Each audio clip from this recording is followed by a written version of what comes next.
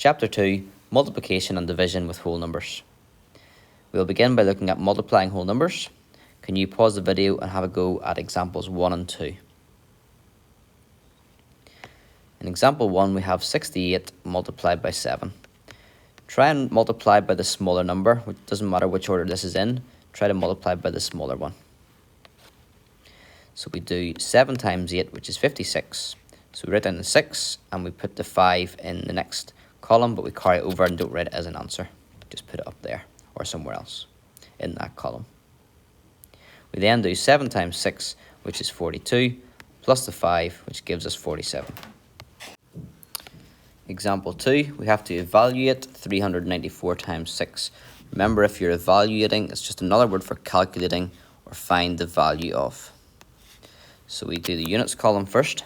6 times 4 is 24.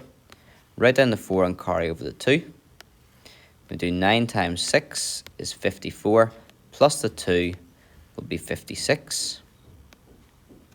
Carry over the 5. And then 6 times 3 is 18, plus the 5 is 23.